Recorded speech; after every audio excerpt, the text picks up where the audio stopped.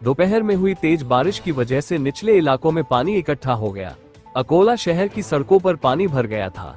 वहीं ग्रामीण क्षेत्रों में नदी नालों में पानी का बहाव बढ़ा। सुबह से ही आसमान घने बादलों से घिरा था। रात में भी रुक रुक कर बारिश होती रही। भारत ने पिछले दशक में अपनी नवीकरणीय ऊर्जा क्षमता में 3 गुना वृद्धि दर्ज की है, जिसमें स्थापित हरित ऊर्जा क्षमता 232 गीगावाट तक पहुंच गई है। आधिकारिक सूत्रों ने बताया कि भारत नवीकरणीय ऊर्जा के क्षेत्र में वैश्विक स्तर पर अग्रणी देश के रूप में उभरा है। ग्रिड से जुड़े सौर ऊर्जा संयंत्रों का शुल्क 80% घटकर 10.95 रुपए प्रति यूनिट महानगर की सीमा में स्थित व्यस्ततम बाजार इलाकों की सड़कों पर हाथठेले वालों सहित अवैध रूप से खड़े किए वाहनों का अतिक्रमण आए दिन बढ़ ही रहा है। सड़कों के बीच तक हाथठेले वाले 2 या 3 लाइन लगाकर खड़े रहते हैं। इनके खिलाफ कड़ी कार्रवाई तथा अवैध होर्डिंग्स, सड़कों के गड्ढों की मरम्मत करवाकर नागरिकों को राहत दिलाने के निर्देश विधायक वसंत खंडेलवाल ने मनपा आयुक्त सुनील लहाने को दिए। अकोट तहसील के ग्राम मुंडगांव के बाजारपुरा परिसर में एक मकान के भीतरी कमरे में शॉर्ट सर्किट के कारण एकाएक आग लगी। कमरे में एक 9 वर्ष का लड़का नींद में था, जिसे बचाने के लिए उसके पिता ने आग लगे हुए कमरे में दौड़ लगा दी, लेकिन दुर्भाग्यपूर्ण रूप से पिता व पुत्र इस आग में बुरी तरह झुलस गए और उनकी मृत्यु हो गई। इस वर्ष मानसून ने अपनी यात्रा तेजी से शुरू की है और सामान्य तिथि से 10 दिन पहले 25 मई को दक्षिण कोंकण में प्रवेश कर गया है। हालांकि 27 मई से मानसून की गति धीमी होने की उम्मीद है, इसलिए राज्य में मौसम में जल्द ही बड़े बदलाव देखने को मिलेंगे। मौजूदा पूर्वानुमान के अनुसार 27 मई से राज्य में मौसम धीरे धीरे शुष्क हो जाएगा और तापमान में भी मामूली वृद्धि होगी, इसलिए किसानों ने बीज बोने में जल्दबाजी नहीं करनी चाहिए।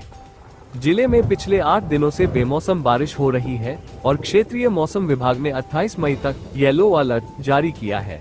25 और 26 मई को बिजली गिरने के साथ 40 किलोमीटर प्रति घंटे से अधिक की गति से हवा चलने का भी अनुमान है। इस बीच बारिश के कारण अधिकतम तापमान में गिरावट आई। नूतन पुलिस अधीक्षक अर्चित चांदक ने 23 मई को अपने पुलिस अधीक्षक पद का कामकाज संभालते ही सबसे पहले जिले के पुलिस अधिकारियों से एक बैठक कर जिले के आपराधिक स्थिति का जायजा लिया। इस दौरान 24 मई को पुलिस अधीक्षक ने जिले में कोम्बिंग ऑपरेशन चलाने के आदेश जारी किए।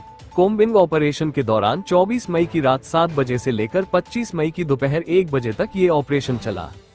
4.25 लाख रुपयों का दहेज लेकर युवक की शादी लगाकर दी एवं सत्यनारायण की पूजा होते ही दुल्हन रुपए लेकर फरार होने की घटना मलकापुर में उजागर हुई।